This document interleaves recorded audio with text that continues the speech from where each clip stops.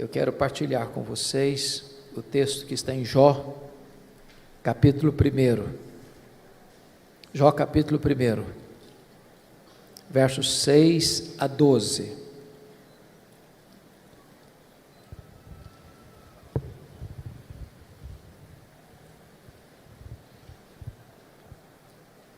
Jó, capítulo 1, 6 a 12.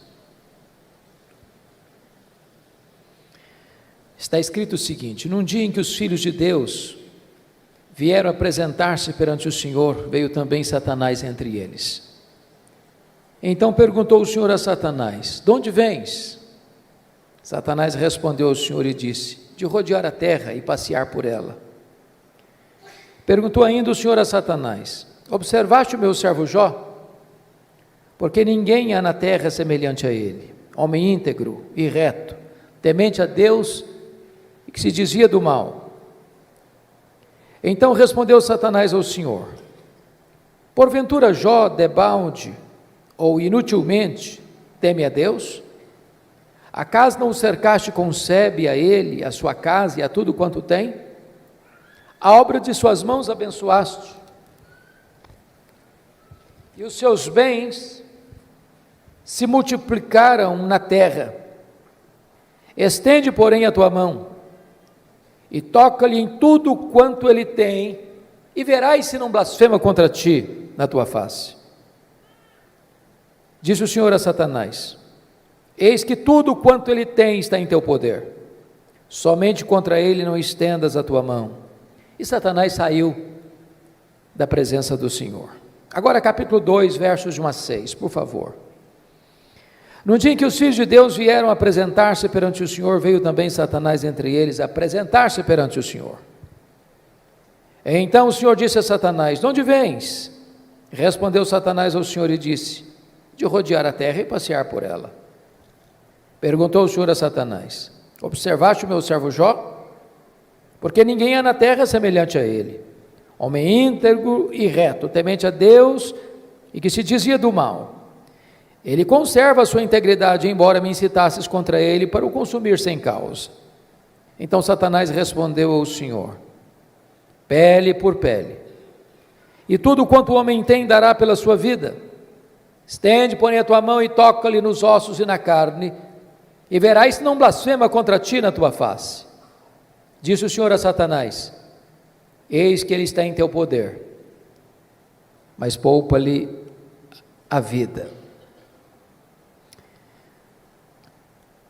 Meus amados, esse texto registra esse episódio da reunião de Deus com seus filhos, e eu quero crer que aqui são os anjos, e eu quero crer que nas regiões celestes. E a Bíblia não dá explicações, mas diz que Satanás apareceu por lá. E é curioso que quem começa a conversa é Deus, perguntando para Satanás assim: de onde vens? Satanás respondeu: de rodear a terra e passear por ela. Satanás é uma espécie de turista inveterado. Ele está por aí, está antenado, está de olho, está procurando alguém para devorar. E Deus cutuca outra vez, perguntando assim para ele: observaste o meu servo Jó? E Deus dá o currículo de Jó. Não tem ninguém na terra semelhante a ele, homem íntegro, reto, temente a Deus e que se desvia do mal. Em outras palavras, Jó era o homem mais piedoso da sua geração. Quando a Bíblia diz que ele era um homem íntegro, isso significa que é aquilo que você é quando ninguém está vendo, com a porta do quarto trancada.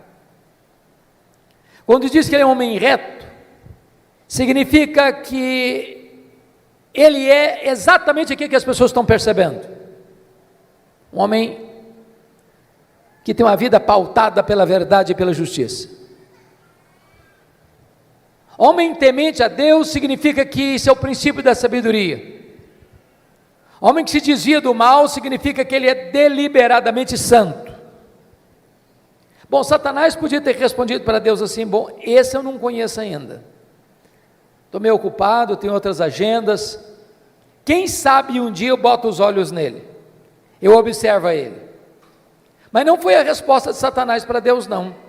Satanás respondeu assim para Deus: mas também puderas, desse jeito aí, qualquer um te adora, tu tens abençoado a vida dele, tu tens colocado um grande muro de proteção ao redor da família dele, tudo que esse homem bota a mão vira dinheiro, os bens dele prosperam na terra, desse jeito aí é muito fácil te adorar. Satanás com isso insinua duas coisas. Primeiro, Satanás insinua que ninguém adora a Deus por quem Deus é, apenas por aquilo que Deus dá.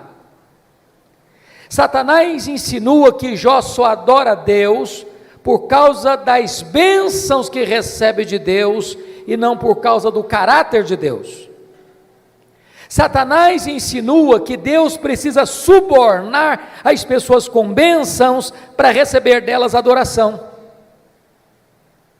Satanás insinua mais, que Jó não é honesto quando ele serve a Deus, que Jó descobriu que religião dá lucro, que é um bom negócio, e que ele só serve a Deus porque com isso ele recebe determinados benefícios que de outra forma não receberia. Com isso, Satanás está levantando aqui duas teses. Primeira tese: ninguém ama mais a Deus do que o dinheiro. Segunda tese: ninguém ama mais a Deus do que a família. O que um homem tem? Um homem tem bens, um homem tem família. Aí Satanás disse assim para Deus: toca no que ele tem, e verás se não blasfema contra ti na tua face, e verás se toda esta fidelidade de Jó não cai por terra. Então diz a Bíblia, que sem que Jó soubesse, Deus o constitui em seu advogado na terra, e coloca a sua própria reputação nas mãos de Jó, e diz assim para Satanás: pode tocar no que ele tem, só não pode tocar na sua vida. Em outras palavras, Satanás é um ser limitado e limitado por Deus. Ele só pode ir até onde Deus o permite ir, e nem 1 centímetro a mais. Nas palavras de Martinho Lutero, Satanás é um cachorro na coleira de Deus. Ele só pode ir até onde a coleira o permite ir, e nem 1 centímetro a mais, porque o Deus que servimos manda no céu, manda na terra e manda no inferno. Satanás está debaixo da autoridade absoluta do nosso glorioso Redentor Jesus Cristo.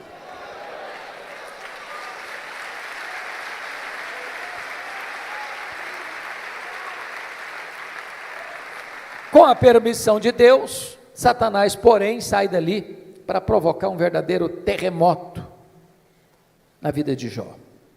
Convido você a olhar no versículo 3, 3, porque Jó não era apenas o homem mais piedoso, conforme diz o versículo 8, mas conforme diz o versículo 3, está escrito assim: depois de quantificar os bens que ele possuía, está escrito: de maneira que este homem era o maior de todos os do Oriente. Sabe o que significa isso? Ele era o homem mais rico da sua geração. Cai um mito aqui: não é pecado ser rico. Você pode ser o homem mais rico e ao mesmo tempo o mais piedoso. O problema não é ser rico, o problema não é ter dinheiro, o problema é o dinheiro nos ter. O problema não é ter dinheiro no bolso, o problema é entronizar o dinheiro no coração. O problema não é o dinheiro, o problema é o amor do dinheiro. Mas não obstante Jó ser o homem mais rico da sua geração, veja você comigo, que nos versos 14, 15 e 16, Satanás vai usar os sabeus, Satanás vai usar os caldeus, Satanás vai usar o fogo, para destruir tudo que Jó tinha de uma maneira abrupta e rápida. O homem mais rico entra em colapso financeiro, o homem mais rico quebra, vai à bancarrota. Bom, você e eu conhecemos gente que por muito menos dá um tiro na cabeça. por muito menos blasfema contra Deus. A grande pergunta é: será que a tese de Satanás era verdadeira? Será que Jó amava mesmo mais a riqueza e o dinheiro do que a Deus? Será que Jó blasfemaria mesmo contra Deus? Será que a tese de Satanás era verdadeira? A resposta, confira comigo, está no versículo 21. Ele diz o seguinte: nu saí do ventre de minha mãe, nu voltarei. Sabe o que ele está dizendo? Eu não trouxe nada para este mundo, não vou levar nada deste mundo, portanto o que eu granjeei entre o berço e a sepultura não é a razão da minha vida. Eu adoro a Deus não por aquilo que Deus dá, eu adoro a Deus por quem Deus é. Eu não adoro a Deus por causa das bênçãos de Deus, eu adoro a Deus por causa do caráter de Deus. E aqui Jó derrota a primeira tese de Satanás. Ele prova que ele ama mais a Deus do que o dinheiro. Mas tem uma segunda tese: ninguém ama mais a Deus do que a família. Se você ler capítulo 1, versículo 5, você vai notar que Jó era um pai exemplar. Mesmo sendo muito rico e tendo uma agenda tão congestionada, e mesmo tendo 10 filhos e todos eles adultos, e Jó costura a unidade dos filhos. E há uma coisa curiosíssima aqui, já que nós temos pais e filhos aqui, toda família que tem mais de um filho sabe disso. Os filhos não são naturalmente unidos. Quando você vê uma família unida, pode ter certeza, por trás tem um pai e tem uma mãe que trabalha para que os irmãos sejam amigos. Agora, quando tem dinheiro por trás, é mais complicado ainda. Sabe por quê? O dinheiro não tem liga, o dinheiro não tem amálgama, o dinheiro divide, o dinheiro separa. Porque Jó era um pai intercessor, porque Jó era um pai presente, porque Jó era um pai conselheiro, porque Jó era um pai que se preocupava com a salvação e a santificação dos seus filhos. Diz a Bíblia que os seus filhos eram amigos e unidos. Mas no mesmo dia que acontece o colapso financeiro de Jó, ele recebe a mais amarga notícia da vida. Os seus 10 filhos, num dia de festa, na casa de um deles, sofrem um acidente, e todos os 10 filhos de Jó morrem no mesmo acidente. Você já pensou o que é um pai levar para o cemitério todos os seus filhos num único dia? Como é que ele volta de lá? Como é que ele recomeça a vida? Como é que ele se levanta do luto? Como é que ele reconstrói seus sonhos? Será que Jó blasfemaria contra Deus? Será que a tese de Satanás era verdadeira? Será que ninguém de fato ama mais a Deus do que a família? Será que de fato Satanás tinha razão e Jó se voltaria contra Deus para blasfemar contra ele? A resposta está no capítulo 1, versículo 20, confira comigo aí. Diz o texto que logo que Jó recebe essa notícia, ele se levanta, rasga o seu manto, rapa a cabeça, lança-se em terra e disse: o Senhor Deus deu, o Senhor Deus tomou, bendito seja o nome do Senhor. Ele prova que ama mais a Deus do que a família. Ele prova que ele serve a Deus não por aquilo que Deus dá, mas por quem Deus é. Ele derrota a segunda tese de Satanás. Ele prova que ele ama mais a Deus do que a sua própria família. Mas agora vem o capítulo 2. E novamente Deus está lá com seus filhos, e Satanás aparece por lá.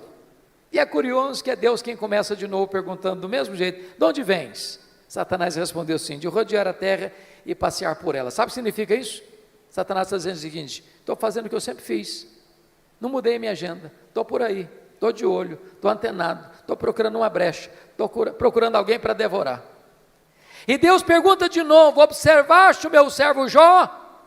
E dá o currículo de Jó sem alterar uma vírgula. Não tem ninguém na terra semelhante a ele, homem íntegro, reto, temente a Deus, que se dizia do mal. E Deus diz: me incitasses contra ele para o destruir sem causa, mas ele permanece íntegro. Sabe o que Deus está dizendo para Satanás? Satanás, suas teses são mentirosas, suas teses são falsas. Você diz que ninguém ama mais a Deus do que o dinheiro e do que a família, pois Jó provou que me ama mais do que ao dinheiro, provou que me ama mais do que a família, Bíblia, Jó derrotou as suas teses, Satanás.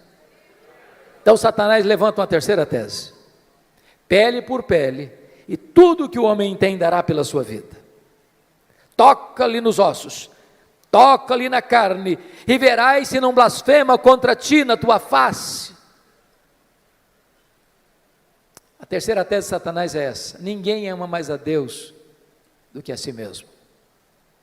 Sem que Jó soubesse, mais uma vez Deus o constitui em seu advogado na terra e diz para Satanás: pode tocar nos ossos dele, pode tocar na carne dele, só não podes tirar a vida dele. Satanás ainda é um ser limitado e limitado por Deus. Ele só pode ir até onde Deus o permite ir, e nem 1 centímetro a mais.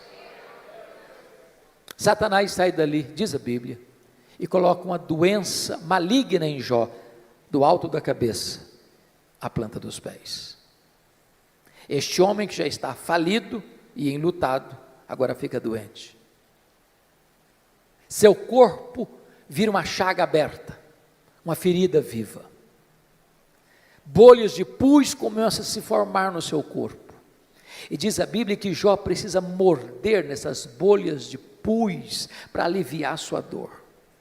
Sua pele vai ficando necrosada.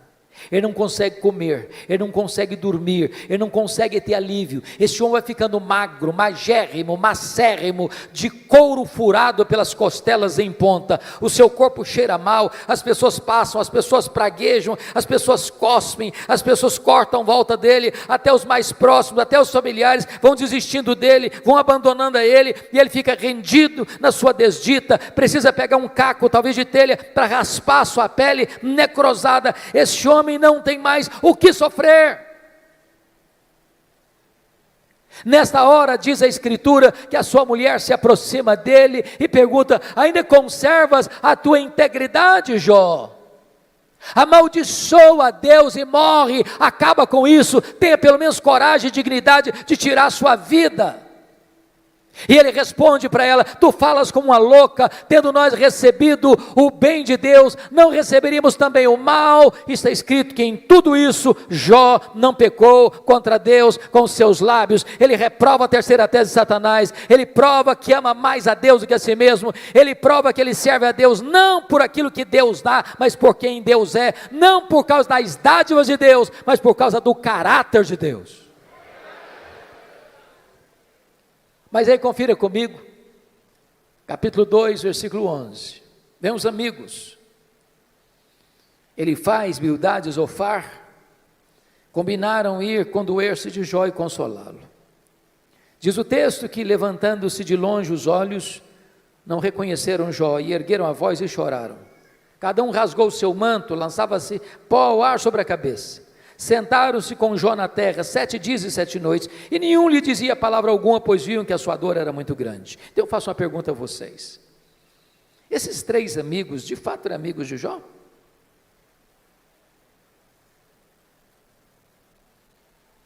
A resposta óbvia é: claro que eram amigos. Eu faço uma pergunta a você: alguma vez você já recebeu alguma visita assim? Quando você estava passando um momento difícil, pessoa que vem de longe, 7 dias, sentado com você no chão, sem abrir a boca, chorando ao ver o seu sofrimento? Você já fez a alguém alguma visita dessa natureza? Mas qual era o problema desses homens então? O problema desses amigos de Jó é que num dado momento eles deram uma de teólogos. Eles começaram a cogitar, desenvolveram uma lógica cartesiana de causa e efeito, e eles pensaram assim: para Jó estar sofrendo, ele deve ter feito alguma coisa errada, mas para Jó estar sofrendo muito, ele deve ter feito muita coisa errada. Mas eles não só pensaram, eles falaram, mas eles não só falaram para Jó, e assacaram contra Jó os mais pesados libelos acusatórios, chamaram Jó de louco, chamaram Jó de adúltero, chamaram Jó de ladrão, falaram para Jó que ele roubou os órfãos e as viúvas, por isso que ele ficou rico, falaram para Jó que por ser ele um homem louco, Deus havia matado os seus filhos, e eles foram massacrando Jó, eles foram cravando Jó com as suas setas venenosas, e eles foram colocando Jó debaixo de um rolo compressor, e eles massacraram este homem de Deus. Sabe o que Jó fez? O que você e eu faríamos? Jó começa a perguntar para Deus: por que, meu Deus? Por que eu estou sofrendo? Por que a minha dor não cessa? Por que eu não morri no ventre da minha mãe? Por que eu não morri ao nascer? Por que os seios da minha mãe não estavam murchos de leite para eu morrer de fome? Por que o Senhor não me mata de uma vez? Jó levantou aos céus 16 vezes esta mesma pergunta: por quê, por quê, por quê, por quê, por quê? Jó levantou aos céus 34 queixas contra Deus. Sabe qual foi a resposta de Deus para ele? O total silêncio. Nenhuma resposta, nenhuma explicação, nenhuma luz no fim do túnel. Eu posso garantir para vocês hoje aqui, o silêncio de Deus grita mais alto nos ouvidos da nossa alma que o ruído mais barulhento das circunstâncias mais adversas. Pior do que sofrer é sofrer sem explicação. Se vocês estão notando comigo, Jó está sendo golpeado nas 5 áreas mais importantes da vida de uma pessoa. Primeiro, a vida financeira. Segundo, sua saúde. Terceiro, seu casamento. Quarto, seus filhos. Quinto, suas amizades. Todas essas áreas vitais estão sendo dinamitadas, destruídas, minadas na vida desse homem. Esse homem está no fundo de um poço, ele não tem mais nada para perder, ele está completamente rendido à sua desdita, ao fracasso, à derrota. Esse homem não tem nada mais em quem segurar, a quem buscar, ele está no fundo de um poço. Mas quando você está no fundo de um poço, só tem uma direção para olhar: é para cima, é para o alto, é para Deus. Esse homem perdeu os seus bens, esse homem perdeu a sua saúde, esse homem perdeu o apoio da sua mulher, esse homem enterrou os seus filhos, esse homem perdeu o apoio de seus amigos, esse homem olha para todo lado, tudo é ruína na vida dele, mas esse homem não perdeu uma coisa: esse homem não perdeu a sua confiança em Deus.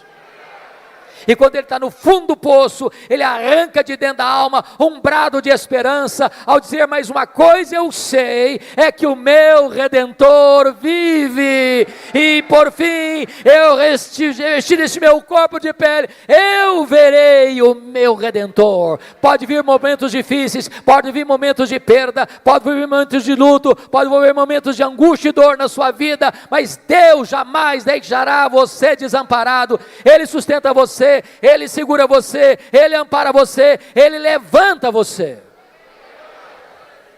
É curioso, irmãos, que quando Jó arranca do peito esse brado de esperança, Deus rompe o silêncio e começa a falar com ele.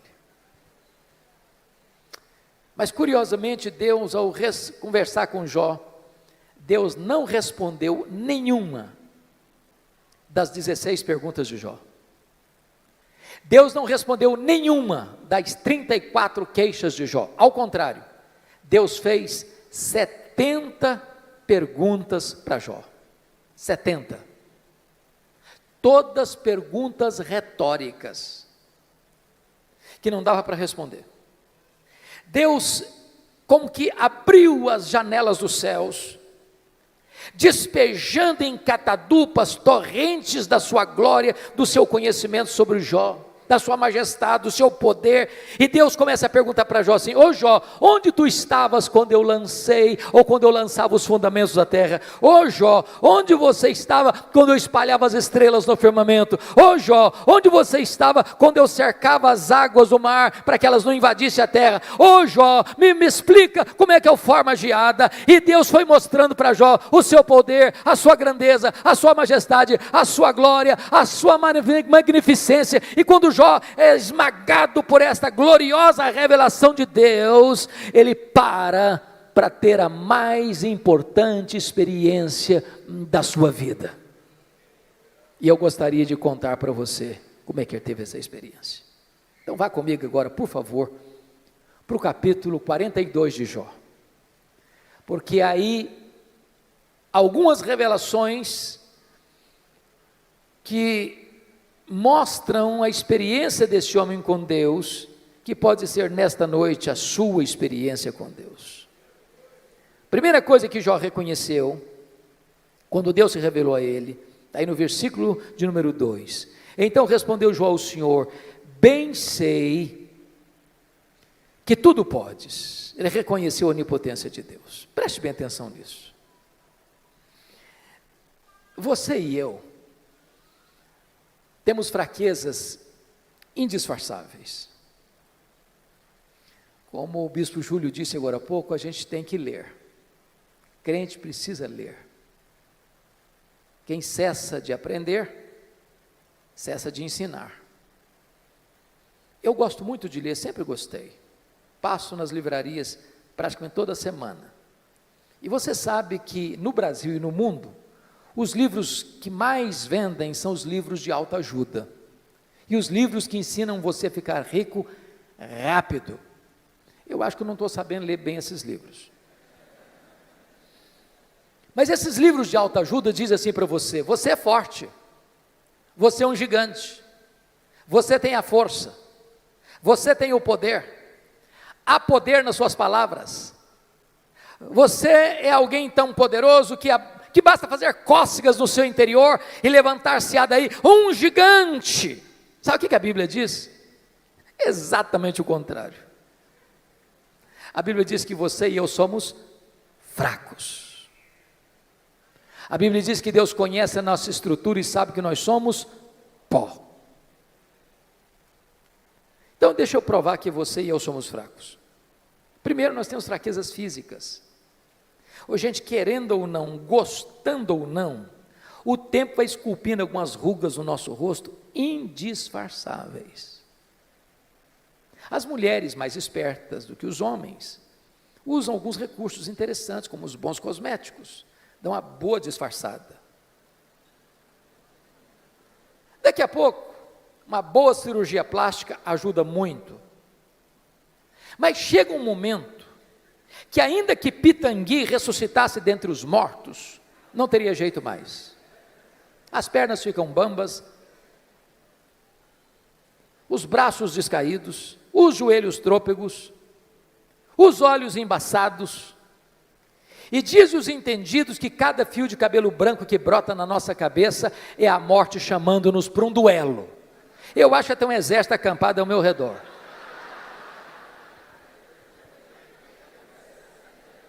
Temos fraquezas físicas, mas nós temos fraquezas emocionais. Quantos de nós, nas noites mais escuras da alma, gemendo e chorando, dissemos para Deus: oh meu Deus, eu não aguento mais. O Senhor estende a mão para mim e eu pereço. Temos fraquezas emocionais, mas nós temos fraquezas morais. Quantos de nós, com lágrimas nos olhos, já não prometemos para Deus: Deus, eu não quero mais cometer esse pecado, eu não quero mais cair neste mesmo pecado. Daqui a pouco, você se flagra cometendo o mesmo pecado. Não é porque faltou para você honestidade e sinceridade, não, faltou para você poder. Somos fracos. Mas nós temos fraquezas espirituais. Nós somos um ser contraditório, ambíguo, paradoxal. Paulo diz que o bem que eu quero fazer, esse eu não faço, o mal que eu não quero, esse eu pratico. Somos fracos, mas é maravilhoso você poder afirmar como Jó: mas o meu Deus tudo pode. Para Ele não tem doença incurável, para Ele não tem vida irrecuperável, para Ele não tem perdão que Ele não possa perdoar, para Ele não tem casamento que Ele não possa restaurar, para Ele não tem família que Ele não possa reerguer, para Ele tudo é possível, Ele pode tudo quanto Ele quer, Ele tudo pode. Portanto, irmãos, não tem nada mais importante para a família do que relação pais e filhos, filhos e pais, marido e mulher, mulher e marido, irmãos e irmãos, do que saber quem é o Deus que nós servimos, quão grande é o Deus que nós adoramos. A pergunta que eu faço a você nesta noite é: quem é o seu Deus? Quão grande é o seu Deus? Quão majestoso é o seu Deus? Quão poderoso é o seu Deus? Quanto pode o seu Deus? A.W. Tozer, que foi um dos mais importantes escritores do século XX, diz que o maior problema da igreja contemporânea, ele estava falando da igreja lá do século passado, mas é o problema nosso ainda hoje. Ele disse que o maior problema nosso é que nós passamos a maior parte do tempo medindo, tomando o nosso próprio pulso e olhando para o nosso próprio umbigo. Quando o nosso papel é conhecer a Deus e prosseguir em conhecê-lo, porque o povo que conhece a Deus é um povo forte, diz a Escritura. Quem é o seu Deus? Quão grande é o seu Deus? Quando o profeta Isaías estava pensando sobre isso, ele diz: o meu Deus é aquele que mede as águas na concha da sua mão. O meu Deus é aquele que pesa o pó das montanhas em balança de precisão. O meu Deus é aquele que espalha as estrelas no firmamento, e por ser forte em força e grande em poder, quando as chama pelo nome, nenhuma delas vem a faltar. O meu Deus é aquele que olha para as grandes potências econômicas e militares da terra e considera todas essas nações como um pingo que cai de um balde, como um pó numa balança de precisão, como um vácuo, como nada, como menos do que nada, pois este é o seu Deus. Agora pergunte para um astrônomo: qual é o tamanho desse universo que ele mediu a palmos? Pergunte. Sabe qual é a resposta dele? Eu não sei. E quando esse astrônomo diz eu não sei, ele não está confessando uma ignorância absoluta, não. É porque nenhum homem, por mais robusto que seja o seu conhecimento, por mais peregrina que seja a sua capacidade mental, é capaz de afirmar com precisão qual é o tamanho do universo. Isso é uma matéria em estudo ainda. O que eles já sabem é que o nosso universo tem mais de 93 bilhões de anos-luz de diâmetro. E o que significa isso? Significa que se você voar à velocidade da luz, 300 mil quilômetros por segundo, nessa velocidade, você demoraria mais de 93 bilhões de anos para ir de uma extremidade à outra do universo. Pois o seu Deus é maior do que isso. Ele criou tudo isso. Não tem um centímetro desse universo onde eu não posso dizer: isso aqui é meu, eu criei isso aqui, sou dono disso aqui. Este é o seu Deus. Pergunte a um astrônomo quantas estrelas existem. Sabe qual é a resposta dele? Eu não sei. O que eles já sabem e afirmam é que há mais estrelas no firmamento do que todos os grãos de areia de todas as praias e desertos do nosso planeta. Vá um dia à praia, encha a concha da sua mão de areia, leve para casa, bote numa tábua de vidro e tenha paciência de contar quantos grãos de areia você consegue botar na concha da sua mão. Pois há mais estrelas do que todos os grãos de areia de todas as praias e desertos do nosso planeta. Mas o seu Deus não apenas criou todas elas, o seu Deus batizou cada uma delas pelo nome. E por ser forte em força e grande em poder, quando as chama pelo nome, nenhuma delas vem a faltar. Este é o seu Deus, Ele tudo pode.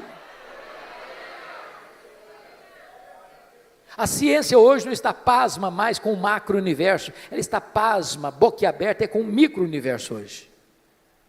Você pega uma folha, por mais tenra que ela seja, ela é tão complexa como a cidade de São Paulo.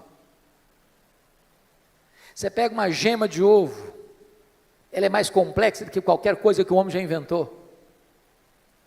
Dr. John Wilson, catedrático de Harvard, uma das maiores autoridades de oftalmologia no mundo, diz que você e eu temos em torno de 2 milhões de fios duplos encapados em cada um dos nossos olhos, e se não for assim, haveria um curto-circuito e nós ficaríamos cegos. Dr. Marshall Nirenberg, prêmio Nobel de Biologia, fez uma das mais importantes descobertas no século passado. Ele descobriu que você e eu somos um ser programado geneticamente, computadorizadamente programados. Ele descobriu que você e eu temos em torno de 60 trilhões de células vivas no nosso corpo. Descobriu mais, que em cada uma dessas células você tem 1,70 m de fita DNA, onde estão gravados e computadorizados todos os seus dados genéticos. Se você espichar a fita DNA do seu corpo, você terá 102 trilhões de metros de fita DNA, você terá 102 bilhões de quilômetros de fita DNA no seu corpo, daria para dar diversas voltas no sistema planetário. Dr. Loy vai dizer mais tarde, códigos de vida não se originam espontaneamente, códigos de vida não se originam de uma explosão cósmica, códigos de vida não se originam de uma evolução de milhões e milhões de anos, códigos de vida foram plantados em você, pelo Deus Todo-Poderoso, Criador dos céus e da terra, e este Deus é o seu Pai, é o seu Deus, Ele tudo pode.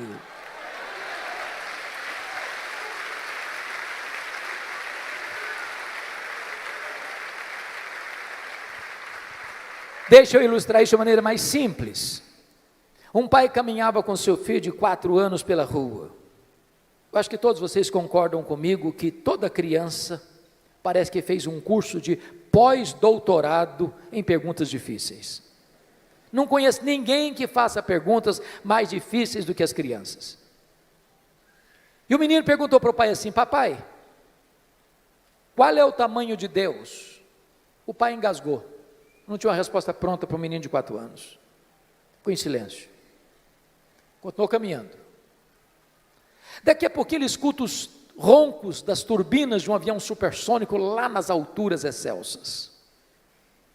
O pai diz: filho, olha para cima. Você está vendo aquele avião? O filho disse: sim, papai, estou vendo. O pai perguntou: qual é o tamanho daquele avião, meu filho? O menino respondeu: pequeno, papai, muito pequeno. Estava muito longe. O pai pegou o menino, levou para o aeroporto. Lá tinha um jumbão de mais de 400 passageiros estacionado. O pai chegou bem perto e perguntou: está vendo esse avião, filho? Estou vendo, papai. Qual é o tamanho desse avião, filho? Grande, esse é muito grande, papai. O pai disse: filho, pois Deus é do mesmo jeito. Se você está longe de Deus, meu filho, Deus parece pequeno para você. Aí os seus problemas ficam enormes. Mas se você está perto de Deus, meu filho, aí Deus é grande para você. Aí os seus problemas ficam pequenos. Agora eu sei que tudo podes.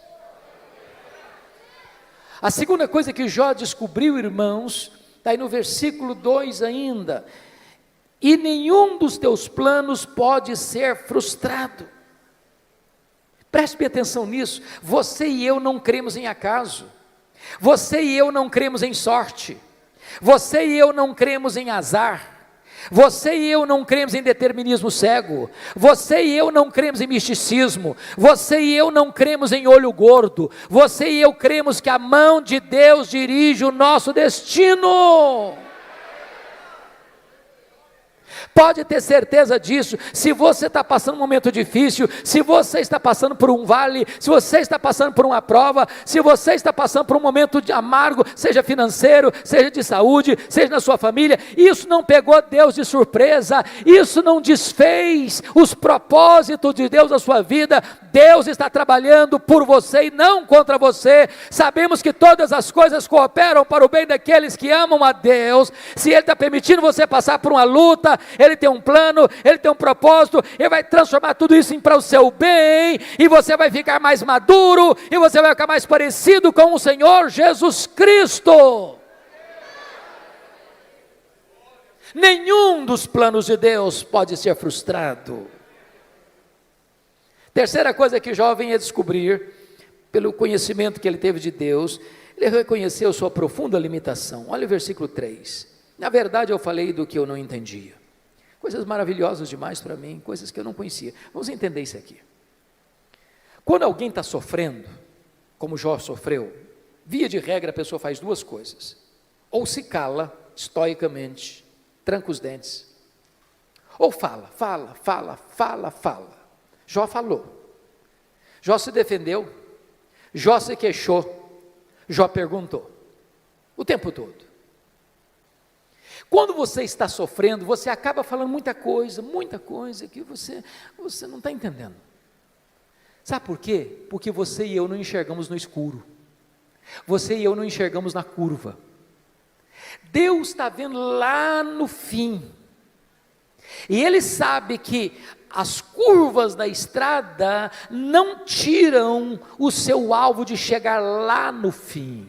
O fim é a sua glória, o fim é o céu, o fim é a bem-aventurança, o fim é a vitória do mal, é a vitória do bem sobre o mal, é a vitória da verdade sobre a mentira, é a vitória de Jesus Cristo sobre o diabo. O fim é Jesus Cristo colocando todos os seus e os nossos inimigos debaixo dos seus pés, e nós com Ele, sem dor, sem lágrima, sem luto, reinando com Ele para sempre. Agora, enquanto você está caminhando, você faz tanta pergunta, você fala tanta coisa, e eu também. Quando Deus começa a se revelar para Jó, mostrar a sua grandeza, o seu poder, sua majestade, o seu controle sobre o universo, sobre todas as coisas, Jó põe a mão na boca e diz: meu Deus, quanta coisa que eu falei sem entender. Sabe qual a lição que eu aprendo aqui? O sábio é aquele que sabe que não sabe. Porque o que você não sabe é muito mais do que o que você sabe. Portanto, se você encontrar uma pessoa que fica rotando em cima de você muito conhecimento, e que quer passar como aquela pessoa que sabe tudo, conhece tudo, entende tudo, Bíblia, eu conheço de capa a capa. Pode ter certeza, você está perto de uma pessoa que sabe quase nada. Quase nada. É lata vazia que faz barulho. Então deixa eu contar uma ilustração para você. Eu fui criado na roça mesmo. Antes de luz elétrica, de estrada, de carro e tudo mais. Quebrei muito milho no muque. Quem sabe o que é uma roça de milho na hora de colher, seca para colher, sabe muito bem a diferença entre um restolho, que só tem palha e sabugo, e uma espiga boa, granada. A espiga boa, granada, na hora de colher, ela se tomba, ela se curva. O restolho que só tem palha e sabugo, não se curva nunca, fica sempre empinadinho. Então, quando você encontra uma pessoa muito empinadinha, saiba disso, é um restolho, só tem palha e sabugo. Porque é impossível você conhecer a Deus, quem é Deus, sem se humilhar, sem se curvar, sem reconhecer que você sabe quase nada.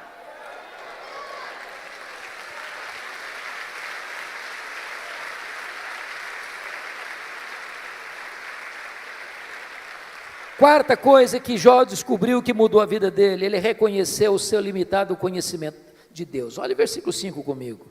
Eu te conheci só de ouvir, mas agora os meus olhos te veem. Irmãos, eu entro em crise com esse versículo. Sabe por que eu entro em crise com esse versículo?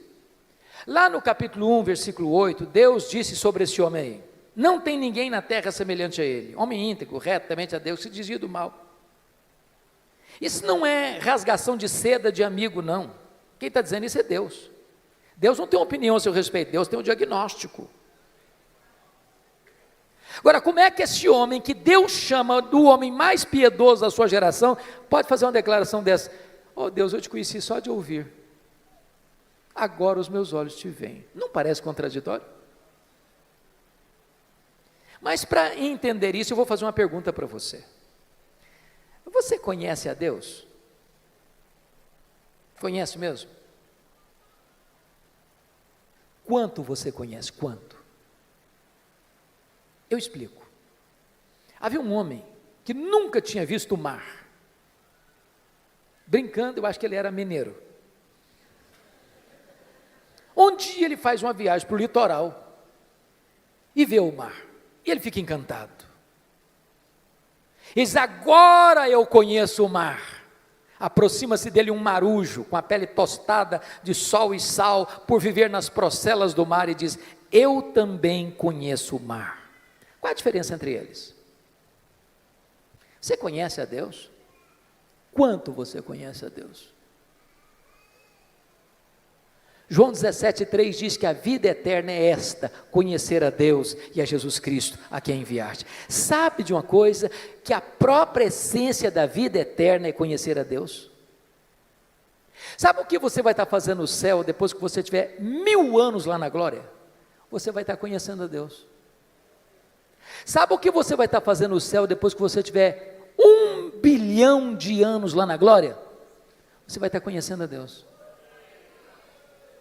Sabe o que você vai estar fazendo no céu depois que você tiver 1 trilhão de anos lá na glória? Você vai estar conhecendo a Deus. Jamais haverá um tempo na eternidade onde você possa dizer: conheço tudo de Deus, não tem mais nada para conhecer, agora eu vou botar a vida no piloto automático. Deus é inesgotável em seu ser. O céu vai ser dinâmico. A Bispo Júlia, há poucos dias eu tomei um susto. Uma menina adolescente da igreja chegou para mim e disse assim: pastor. Falei: pois não, filha. Ela disse assim: eu não quero ir para o céu não. Eu tomei um susto. Disse: como? Eu não quero ir para o céu não. Falei: mas você está maluca? O que aconteceu? Não quero ir não. Falei: então me explica esse negócio. Ah, pastor, a ideia de céu que eu tenho, sabe o que é? Que eu vou estar numa nuvem branca, com a harpa na mão, tocando, cantando, tocando. Ah, eu não aguento essa vida inteira não, eu quero coisa nova para a minha vida. Tem gente que acha que o céu vai ser chato. Se você não gosta de trabalhar, você está encrencado. Sabe por quê? Que a Bíblia diz que lá no céu nós vamos trabalhar. Seus servos o servirão. Agora pense comigo que nesse corpo frágil, que fica cansado, que fica doente, que fica velho, que fica caquético, nós conseguimos fazer coisas tão fantásticas, e diz Einstein que nós não usamos nem 10% do nosso potencial.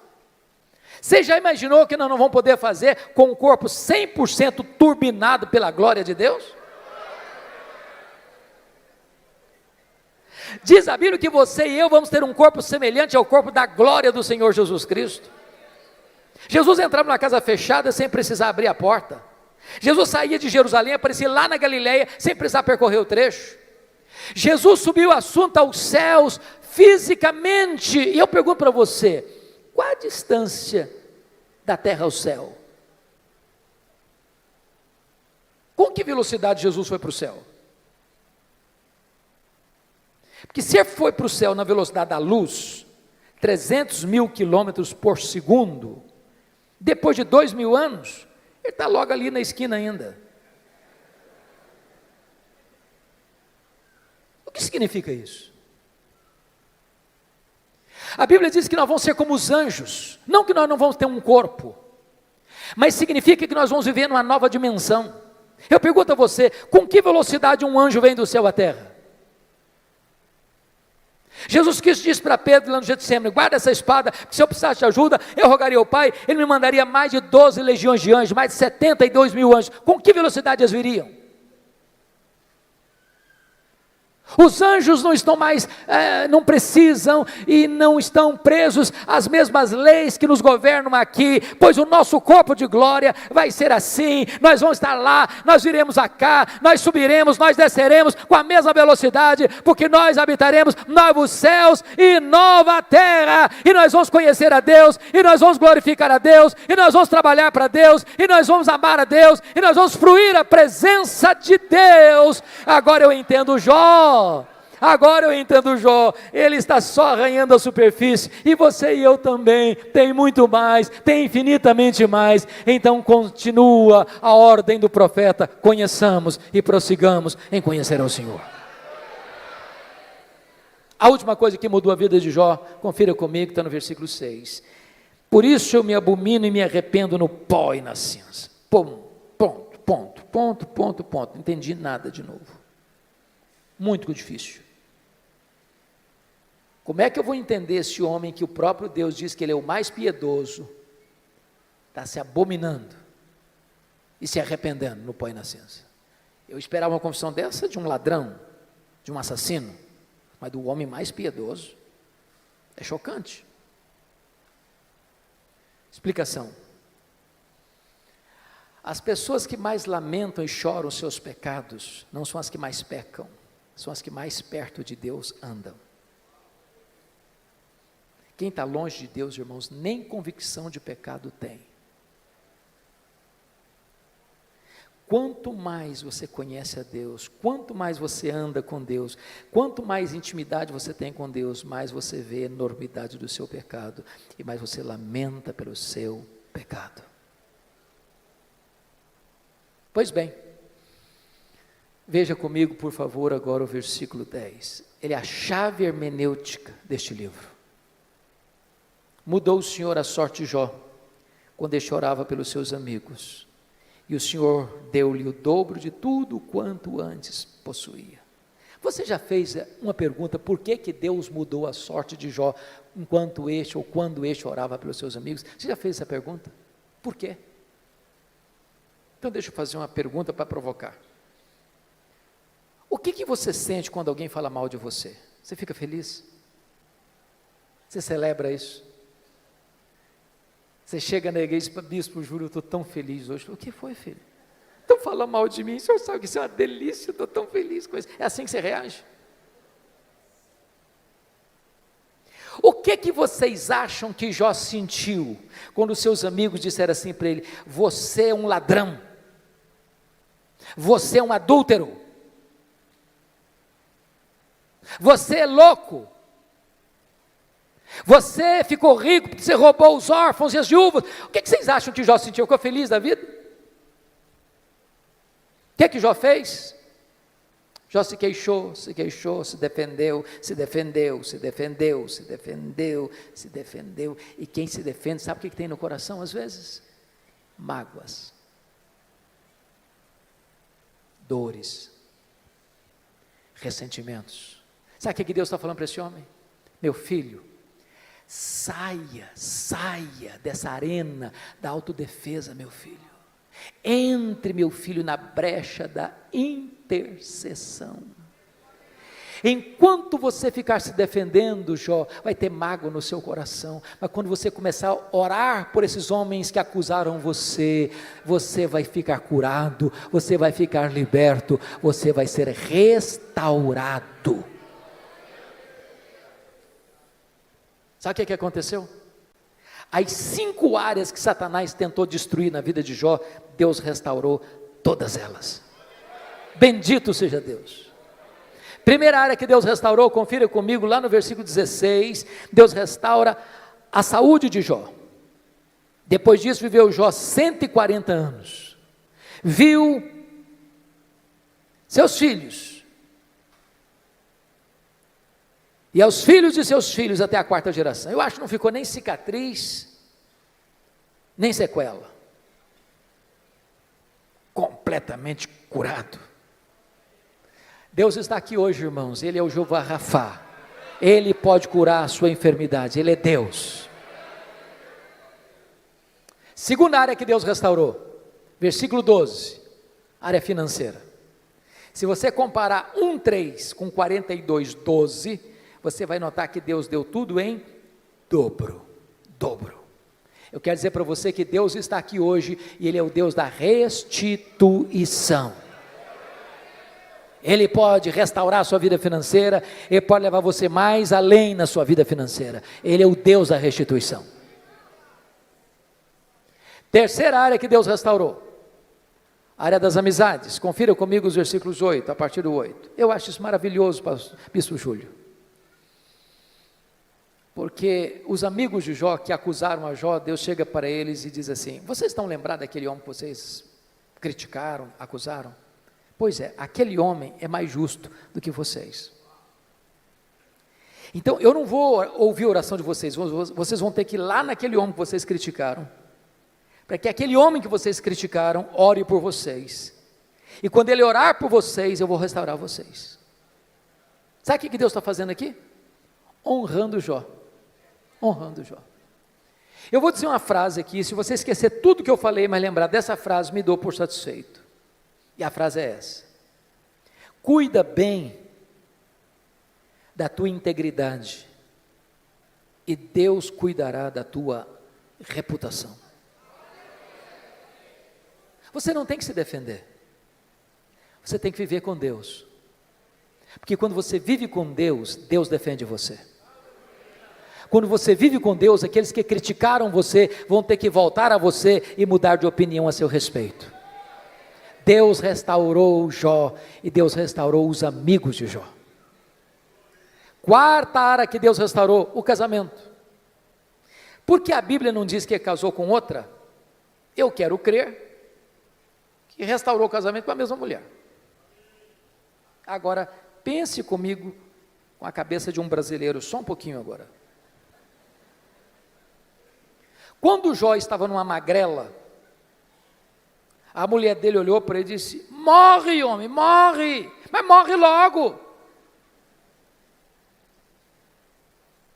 Agora Jó está curado, agora Jó está rico, agora Jó está no topo da pirâmide. O que vocês acham que, se ele fosse brasileiro, ele falaria para ela? Morre, mulher, morre. Talvez ele diria: minha filha, a fila andou, agora eu estou noutra. Mas deixa eu dizer algo para você, amado. Deus é especialista em pegar os cacos e fazer um vaso novo. Deus é especialista em curar feridas, em restaurar relacionamentos quebrados. Para Deus não tem impossíveis. Você que está pensando em desistir do seu casamento, não desiste não, invista nele. Deus pode fazer um milagre. Deus pode dar espírito de perdão ao seu coração. Eu achei muito curioso que há pouco tempo uma mulher chegou para mim e disse assim: pastor, eu estou vindo aqui dizer para o senhor que eu vou me divorciar. Eu tomei um susto. Disse: como é que é o negócio? Eu estou dizendo para o senhor que eu vou me divorciar. Falei: verdade? É verdade, sim, senhor. E eu perguntei: mas por quê? Ela disse assim para mim: secou. Secou, não tem mais nada, secou. O sentimento secou. Olhei para ela e disse: secou, filha? Mas se secou, tem esperança. Ela regalou os olhos: o senhor está maluco? Tem esperança. Você não leu na Bíblia lá que Deus fez a vara seca de Arão florescer? Pois Deus faz florescer o que está seco no seu coração. Diz: pastor, o senhor endoidou. Estou falando para o senhor que morreu. Está claro agora? Morreu, está claro? Ou precisa botar legenda? Falei: morreu, filha? Mas se morreu, tem esperança. Você não leu na Bíblia lá que Jesus ressuscita os mortos? Pois Ele pode fazer ressuscitar o que está morto aí no seu coração. Tem esperança. Falei: pastor, o senhor endoidou, o senhor não está me entendendo não. Estou falando para o senhor que acabou, não tem mais nada, acabou, está claro agora? Falei: acabou, minha filha? Ué, mas se acabou, tem esperança. Ué, você não leu na Bíblia lá que Deus chama a existência as coisas que não existem? Se Ele chama a existência as coisas que não existem, Ele pode chamar a existência o que não está mais no seu coração. Você não vai separar essa semana não, você vai orar comigo uma semana, depois você volta aqui.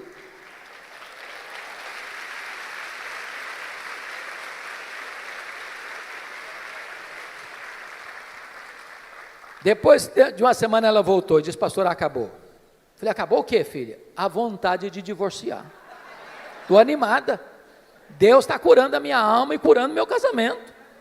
Com Deus não há impossíveis. Louvado seja o Senhor. A quinta e última área que Deus restaurou foram os filhos. Você nota comigo no capítulo 1, versículo de número 16, versículo 13, também teve outros 7 filhos e 3 filhas, e Deus restaura Mas você pode fazer uma pergunta curiosíssima. Pastor, eu não estou entendendo. Se Deus devolveu tudo em dobro, e Jó antes tinha 10 filhos, quantos ele deveria ter agora? 20. Então não foi tudo em dobro.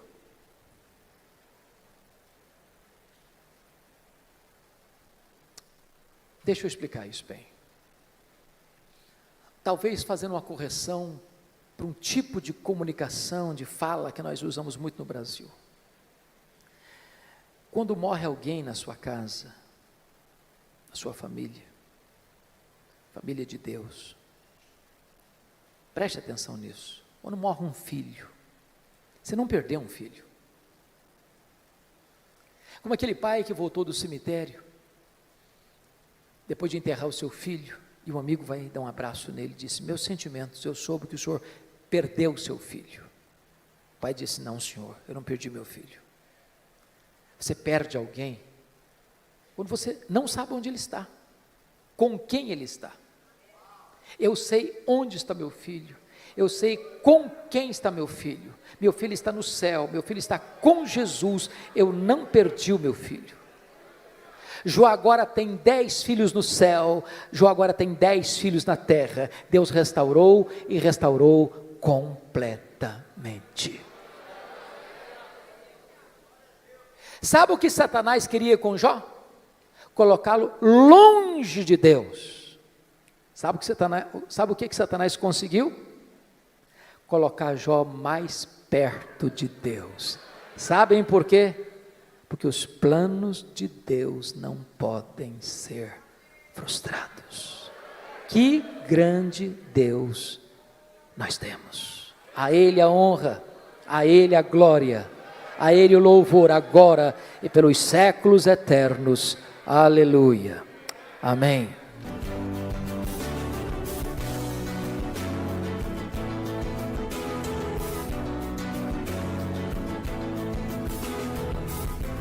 Palavra da Verdade, com Hernandes Dias Lopes. Palavra da Verdade, com Hernandes Dias Lopes. Hoje eu quero convidar você para ler comigo o texto de Hebreus, capítulo 3, versículos 7 a 19. Está escrito o seguinte: assim, pois, como diz o Espírito Santo, hoje, se ouvirdes a sua voz, não endureçais o vosso coração, como foi na provocação, no dia da tentação no deserto, onde os vossos pais me tentaram, pondo-me à prova, e viram as minhas obras por 40 anos. Por isso me indignei contra essa geração e disse: estes sempre erraram no coração, eles também não conheceram os meus caminhos. Assim jurei na minha ira, não entrarão no meu descanso.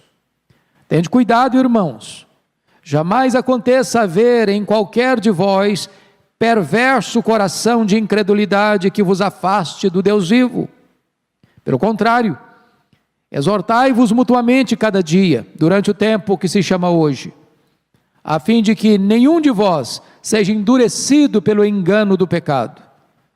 Porque nos temos tornado participantes de Cristo, se de fato guardarmos firme até o fim a confiança que desde o princípio tivemos. Enquanto se diz: hoje, se ouvirdes a sua voz, não endureçais o vosso coração como foi na provocação. Ora, quais os que, tendo ouvido, se rebelaram? Não foram de fato todos os que saíram do Egito por intermédio de Moisés? E contra quem se indignou por 40 anos? Não foi contra os que pecaram, cujos cadáveres caíram no deserto?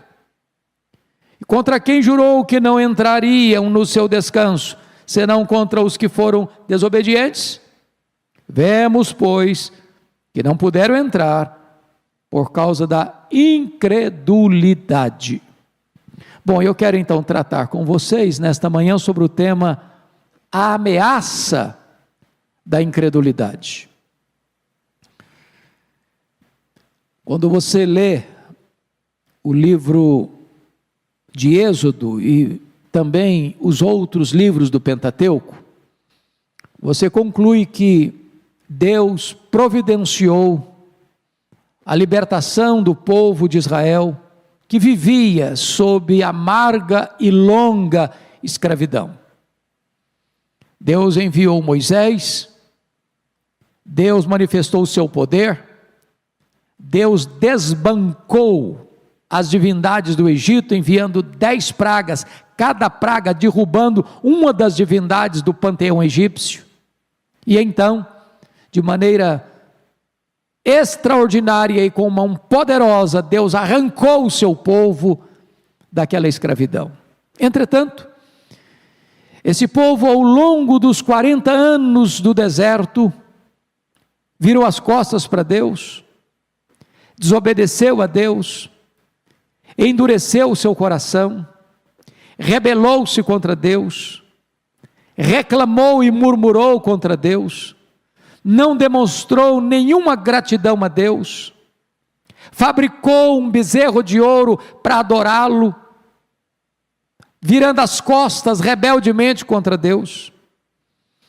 E então, em virtude da sua incredulidade, Deus jurou na sua ira, que aqueles que saíram do Egito, e precisa afirmar que eram 600 mil homens, fora mulheres, crianças, portanto um total aproximado de 2 milhões de pessoas, toda essa geração que se rebelou contra Deus, por causa da sua incredulidade, não entrou na terra prometida. De 2 milhões de pessoas, só 2 pessoas entraram, Josué e Calebe. Todos os demais morreram no deserto, por causa da sua incredulidade. Por isso, o autor aos Hebreus está fazendo uma conexão desse fato histórico com o que estava acontecendo com a igreja no primeiro século. Por que Hebreus escreveu esta carta? Por que o autor escreveu esta carta aos Hebreus?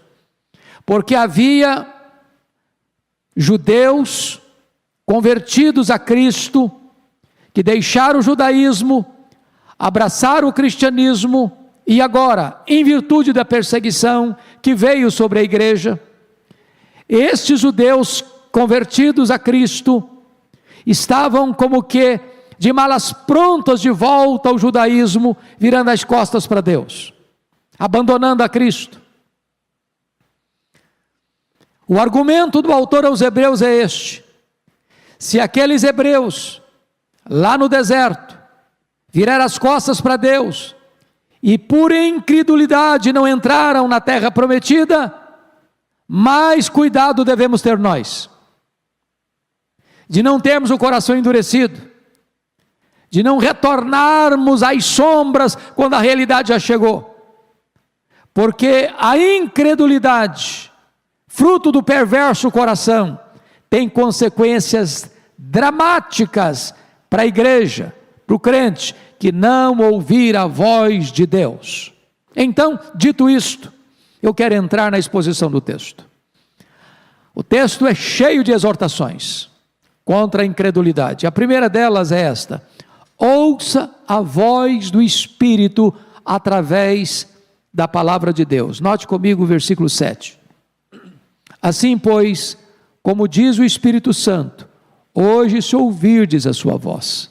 Tem muita gente hoje, de forma mística, querendo ouvir a voz de Deus, querendo escutar Deus, correndo atrás de gurus espirituais, correndo atrás de supostos profetas, para ouvir novidades, como se essas pessoas tivessem uma linha de comunicação direta com Deus, à parte das Escrituras. E o autor está nos ensinando que o autor da Bíblia é o Espírito Santo, porque ele está citando o Salmo 95. Mas quando ele cita o Salmo 95, ele não faz referência ao escritor do Salmo 95. Ele diz: assim como, pois, diz o Espírito Santo, hoje se ouvirdes a sua voz. Em outras palavras, quando você abre a Bíblia, você está ouvindo a própria voz do Espírito Santo.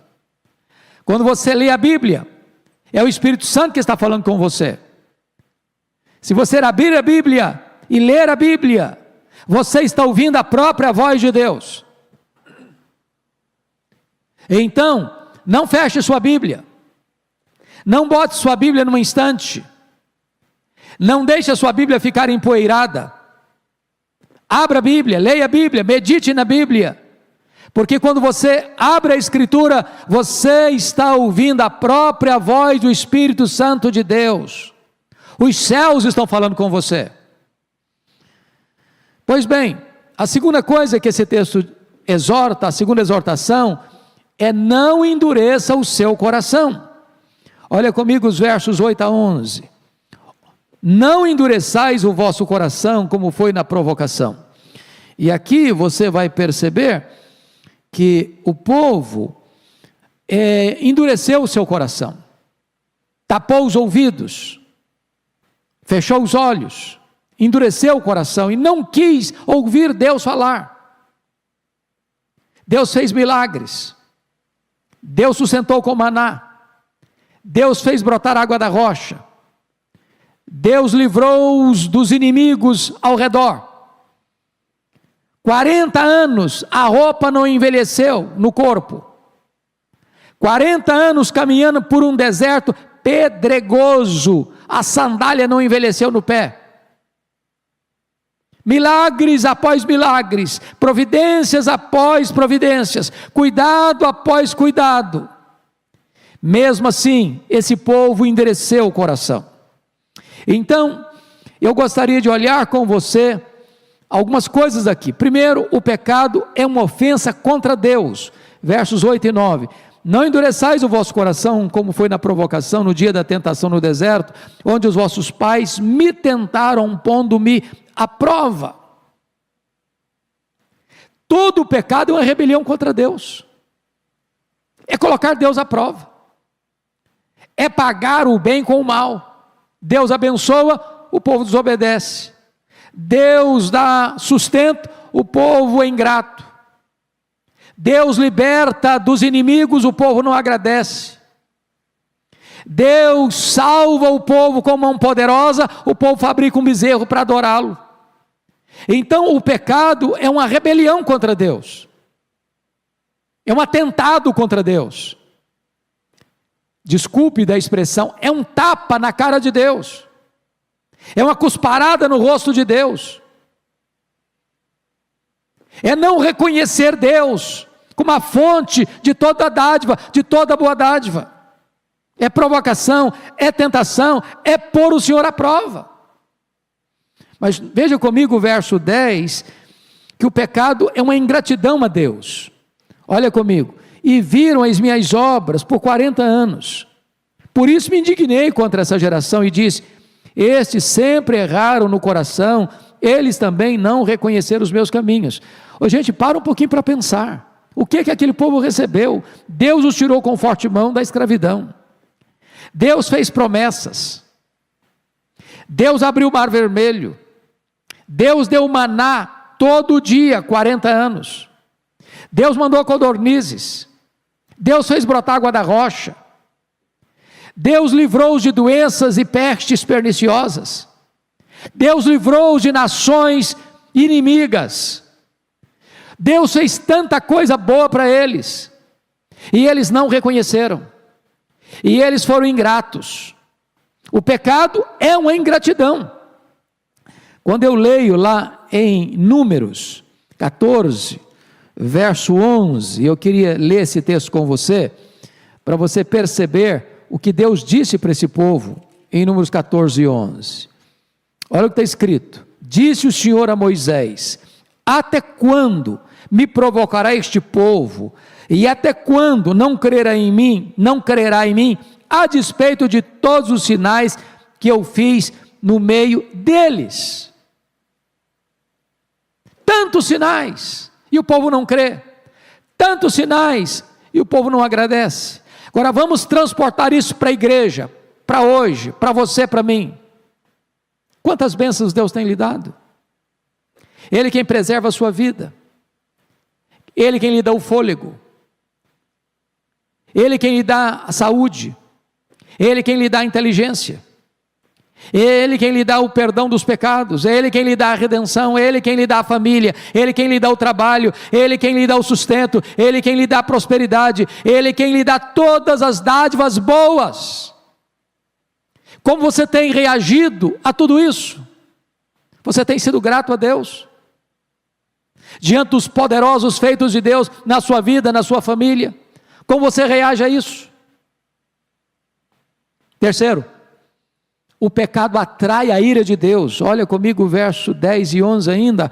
Por isso me indignei contra essa geração e disse: estes sempre erraram no coração, eles também não reconheceram ou conheceram os meus caminhos, assim jurei na minha ira, não entrarão no meu descanso. Deus é santo, Deus é justo, e Deus não pode reagir ao pecado com benevolência. Deus não pode se agradar do pecado. O pecado é maligníssimo, e ele nos priva do maior privilégio, que é a presença de Deus. O pecado faz separação entre nós e Deus, de tal maneira que o pecado provoca a ira de Deus.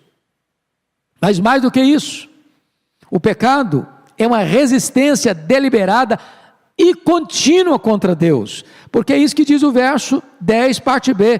Por isso me indignei contra essa geração e disse: estes sempre erraram no coração, sempre erraram no coração. Olha aí, eles também não conheceram os meus caminhos. Não é uma rebelião temporária, pontual, num dado momento, numa dada circunstância, mas é uma resistência, uma desobediência crônica, contumaz, constante, sempre errar no coração. Deus abençoa e eles não agradecem, Deus livra e eles não honram a Deus, Deus sustenta e eles não agradecem. Em outras palavras, o coração está sempre rebelado contra aquele que é a fonte de toda a bênção para o povo. Mas mais ainda, o pecado priva as pessoas de benefícios maravilhosos, porque Deus então vai dizer no verso 11: eu jurei na minha ira, não entrarão no meu descanso. Eu vou tratar disso daqui a pouquinho com mais vagar. Então vamos ver aí a terceira exortação. A primeira delas é: ouça a voz do Espírito, através das Escrituras. A segunda exortação é: não endureça o seu coração. A terceira exortação é: não se renda à incredulidade. Primeiro, olha comigo o verso 12, parte A: acautele-se contra a incredulidade. Tende cuidado, irmãos, jamais aconteça haver em qualquer de vós perverso coração de incredulidade que vos afaste do Deus vivo. Ele está dizendo assim: cuidado, acautele-se, vigie, preste atenção. A incredulidade é uma coisa que quer pegar a gente como que numa arapuca, numa armadilha. Então acautele-se. É isso que ele está dizendo. Fique atento, tende cuidado, irmãos, para que jamais haja em qualquer de vós perverso coração de incredulidade. Essa incredulidade, irmãos, não é dizer eu não acredito em Deus, não. É de você não ver a mão de Deus nas providências, no cuidado, no sustento, na proteção, nas bênçãos que você recebe. Você está vivendo como se tudo dependesse de você, como se você vivesse por você, como se você tivesse saúde por você, como se a inteligência você recebesse de você mesmo, por você mesmo, que tudo que você tem e tudo que você experimenta e usufrui é da sua própria mão, e não ver Deus, e não reconhecer Deus, e não agradecer a Deus, e não glorificar a Deus.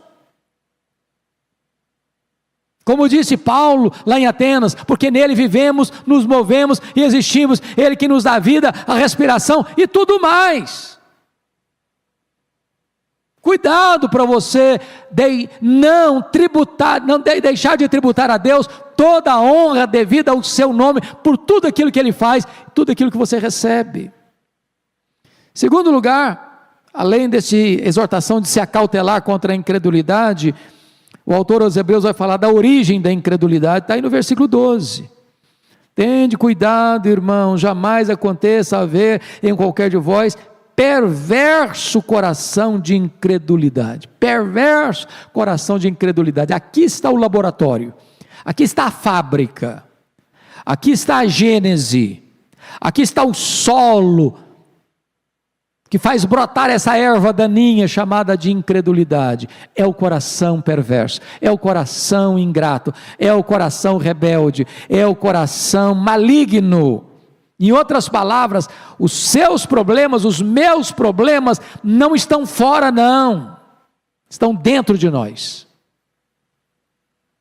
John Locke errou rotundamente quando disse que você e eu somos uma folha em branco, uma tábula rasa, que nós somos produto do meio, que nós somos consequência do ambiente. Não, o meio não está corrompido, não é o meio que corrompe você não, é você quem corrompe o meio. O mal não está do lado de fora, o mal está do lado de dentro.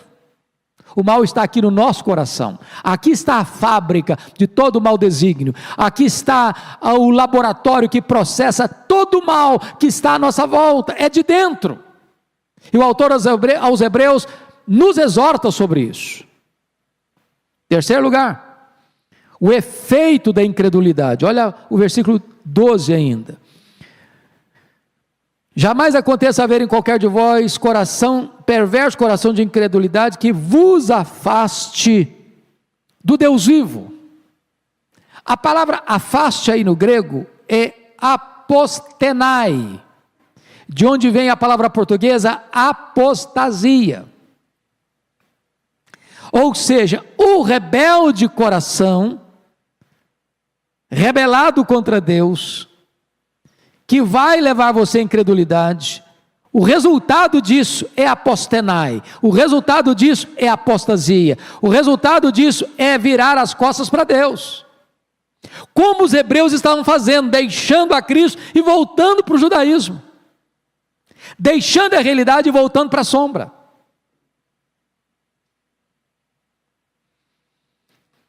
Mas aqui está a ameaça da incredulidade no versículo 13, a parte B, a fim de que nenhum de vós seja endurecido pelo engano do pecado. Agora preste atenção que aqui é um passo maior, que é o endurecimento, e essa palavra endurecimento aqui, é a mesma palavra para aquilo que dá em você às vezes um calo, né? Que às vezes dá no pé. E eu sofro com um calozinho no pé há anos. Já fiz até a cirurgia, brota de novo, brota de novo, brota de novo. E quando ele está crescido, se eu piso numa areiazinha que vai direto nele, eu vejo estrelas. Calo é uma coisa que brota. E ele está dizendo que pode existir, numa linguagem figurada, esse calo no coração. Essa insensibilidade no coração. Essa incapacidade de você perder essa sensibilidade a ouvir a voz de Deus. E eu vou lhes dizer algo muito solene agora. Não tem nada mais perigoso do que você se acostumar de tal maneira com o sagrado, que isso já não mexe mais com você. Aquele povo vivia com o sagrado todo dia, milagre todo dia, vinha maná todo dia. A água brotava da rocha todo dia.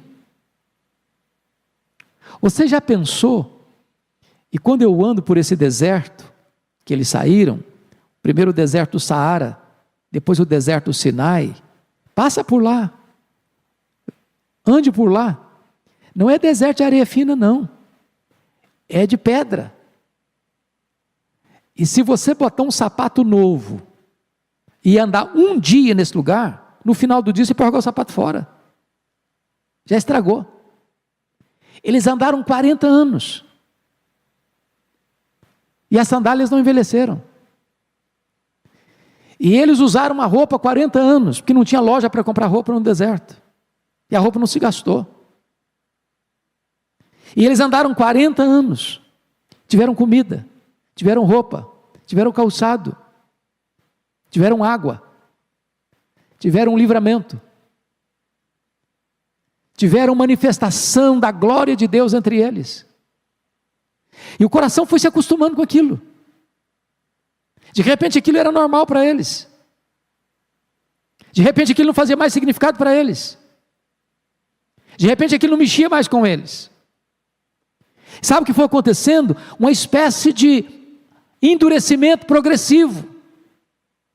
De repente uma crosta no coração. A palavra de Deus batia e voltava. E eles não escutavam mais a voz de Deus. É isso que o autor está nos advertindo. Cuidado, para que o seu coração não endureça. Você pode até vir à igreja, você pode até escutar um sermão, você pode até ouvir um hino, mas isso não mexe mais com você. Você pode até ser um pastor, pode ser até um pregador, pode ser até um missionário, mas você se tornou um profissional, isso não mexe mais com você. E a advertência é esta, é a ameaça da incredulidade é essa, é o coração ficar endurecido. Agora, o autor aos Hebreus vai mostrar para nós, bendito seja Deus, o antídoto contra a incredulidade. Qual o primeiro antídoto? Qual o primeiro remédio? Olha o versículo 13, a parte A. Exortação mútua, pelo contrário, exortai-vos mutuamente cada dia durante o tempo que se chama hoje. Igreja é um corpo, igreja é uma família. Não espere que as exortações todas procedam do púlpito da sua igreja. Você é um ministro de Deus. Você é um cooperador com Deus. Você está ricamente habilitado para chegar ao seu irmão e dizer: meu irmão, cuidado, meu irmão, observe isso, meu irmão, abra os olhos, meu irmão, olha o caminho que você está escolhendo, meu irmão, olha a estrada que você está andando, meu irmão, cuidado, advirta todo dia, cuide um dos outros, exorte uns aos outros, porque quem adverte, ama, quem exorta, cuida, quem alerta o outro, ama. Nós temos que cuidar uns dos outros, velar uns pelos outros, advertir uns aos outros, exortar uns aos outros em amor. Mas precisamos fazer isso. Nós vivemos uma sociedade cada dia mais narcisista, e cada dia mais egoísta, e cada dia mais solitária, cada um por si, ninguém quer se envolver mais, ninguém quer cuidar de ninguém mais, cada um por si. Embora você veja o perigo, a ameaça que está o seu irmão correndo, você não vai lá para advertir, não é bíblico isso. Segunda coisa, segundo remédio, para você lidar com o perigo da incredulidade, é a sua união com Cristo. Olha o versículo 14, a parte A. Porque nos temos tornado participantes de Cristo. Veja isso. Você é participante de Cristo. Você foi remido por Cristo. Você é habitado por Cristo. Você está sentado com Cristo nas regiões celestes. Você está nele, Ele está em você. Como se você habita em Cristo e Cristo habita em você, e você é propriedade dele, você foi remido por ele, comprado por ele, você vai se render à incredulidade. Terceiro, perseverança na fé, é o terceiro remédio, para você se livrar aí da incredulidade. Olha o versículo 14, a parte B. Se de fato guardarmos firme até o fim a confiança que desde o princípio tivemos. Em outras palavras, quem é a pessoa salva? O texto não está falando de ser salvo e perder a salvação. Não é disso que se trata. O ponto é, como é que você pode saber que uma pessoa de fato foi salva? É se ela persevera. A pessoa que apenas ouviu, apenas escutou, ou apenas tem uma fé formal, ou apenas tem uma profissão religiosa formal, ou apenas é membro de uma igreja e tem seu nome no hall de membros da igreja, mas nunca nasceu de novo, nunca foi convertido, nunca foi justificado, nunca teve o seu nome no livro da vida, essa pessoa não vai perseverar. Num dado momento ela vai virar as costas. A evidência da salvação é a perseverança. Deus nos salva do pecado e não no pecado. Quem faz provisão para o pecado, quem ama o pecado, quem quer continuar no pecado, quem pratica o pecado, quem não se arrepende do pecado, está dando uma evidência clara que nunca foi salvo. Então é a perseverança na fé. O que está escrito aí no capítulo 3:6 também. Cristo, porém, como filho em sua casa, a qual casa somos nós, se guardarmos firme até ao fim, a ousadia e a exultação da esperança. Então note isso, perseverança. Bom, mas eu quero concluir. E a última exortação desse texto, saiba que a incredulidade desemboca em graves pecados contra Deus. É o que vamos ver dos versos 15 a 19. E a primeira coisa é dureza de coração. O primeiro pecado está aí no versículo 15. Enquanto se diz, hoje, se ouvirmos a sua voz, não endureçais o vosso coração, como foi na provocação. Veja você que isso é tão forte no autor sagrado, no escritor sagrado, que ele repete o texto. Ele disse a mesma coisa lá no versículo 8, não endureçais o vosso coração, e aí repete de novo, hoje se ouvirmos a sua voz, não endureçais o vosso coração, estou exortando, estou falando de novo, cuidado,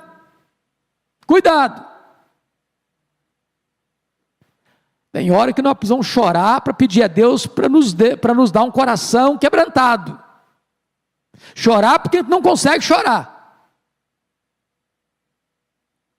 coração precisa estar quebrantado. É esse coração que Deus não rejeita. Segundo problema, rebeldia contra Deus. Olha o versículo 16. Ora, quais os que tendo ouvido se rebelaram? Não foram, de fato, todos os que saíram do Egito por intermédio de Moisés? Irmãos, isso é espantoso, chocante. Se você perceber, aquele deserto transformou-se no maior cemitério da história. 2 milhões de pessoas morreram em 40 anos, 2 milhões, toda aquela geração que saiu do Egito morreu, causa, mortes, atestado de óbito, incredulidade. Já pensaram nisso?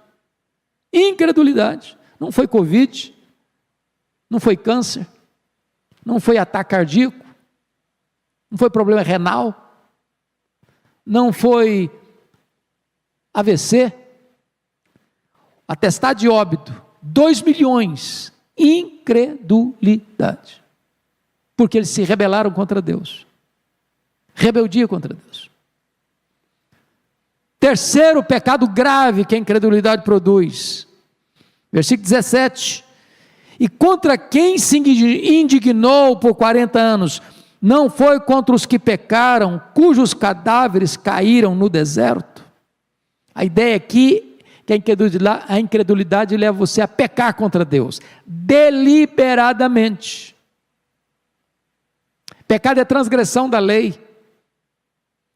Pecado é quando você diz, eu não quero, esse caminho não serve para mim, é desviar do caminho, é errar o alvo, é rebeldia, é ingratidão.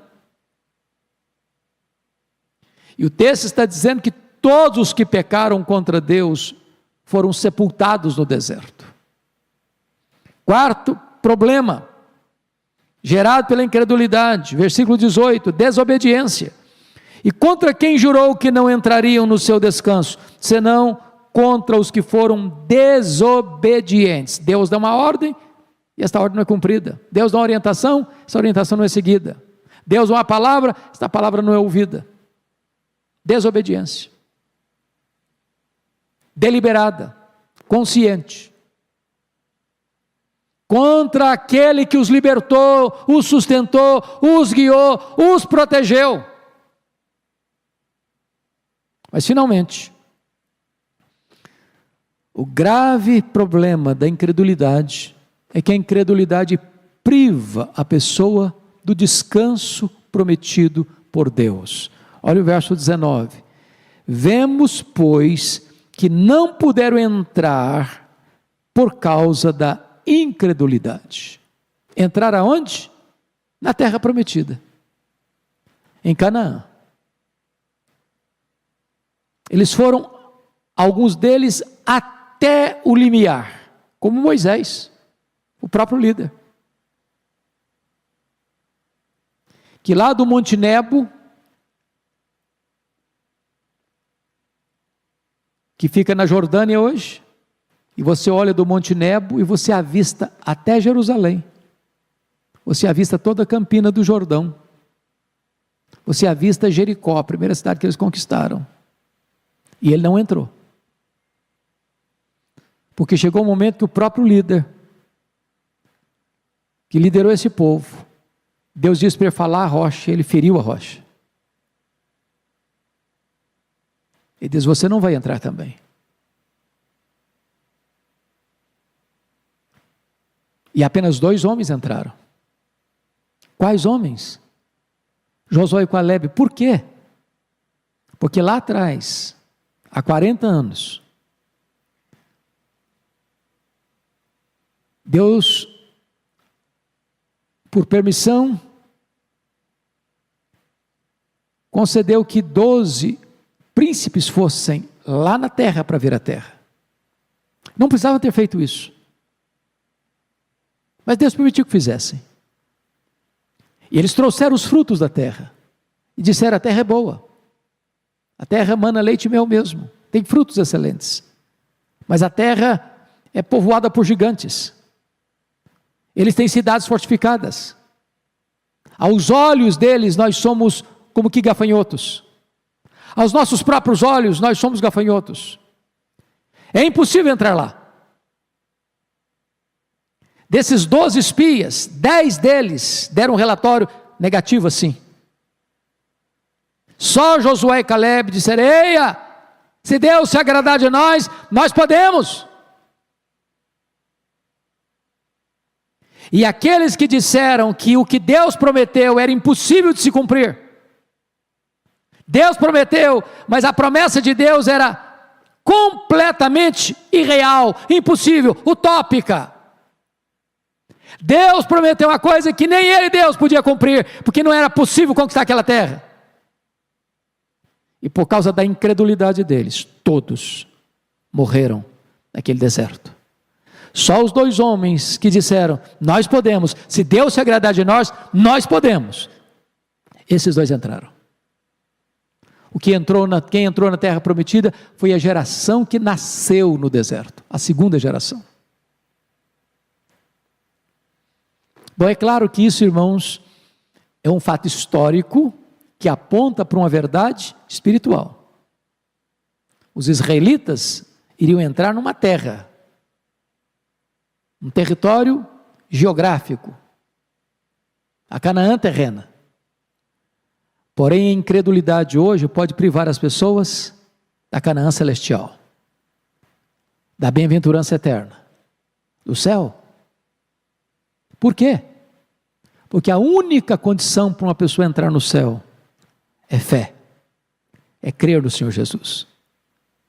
Quem crê em mim, disse Jesus, tem a vida eterna. Quem crê pode apropriar-se da verdadeira Canaã, a Canaã celestial. Mas a incredulidade leva o homem a descrer que Jesus Cristo salva, que Jesus Cristo perdoa, que Jesus Cristo é a fonte da nossa salvação e que nele nós temos copiosa redenção. E aquele que tapa os seus ouvidos à voz de Deus para crer em Jesus, estes também não poderão entrar na Canaã celestial, não poderão desfrutar do descanso de Deus. Quero concluir dizendo que a incredulidade não foi um perigo apenas no passado. A incredulidade é um perigo ainda hoje. Talvez muito mais hoje do que no passado. Porque hoje é uma onda tão grande no mundo todo de ateísmo, no mundo todo uma onda de sincretismo, no mundo todo uma tentativa de desconstrução dos valores cristãos, no mundo todo hoje, levando as pessoas a pensar que você não pode, no mundo plural, afirmar uma verdade singular, de que só Jesus Cristo salva, só Jesus Cristo é o mediador entre Deus e os homens. Cuidado, muito cuidado, para que estas ondas de incredulidade à sua volta não endureçam o seu coração. Portanto, se hoje você está ouvindo a voz de Deus, não endureça o seu coração, se renda a Cristo e receba dele a vida eterna e se aproprie do descanso de Deus. Deus abençoe sua vida, Deus abençoe vocês, irmãos que estão conosco, e que Deus nos ajude a termos um coração crente e não um coração incrédulo. Amém.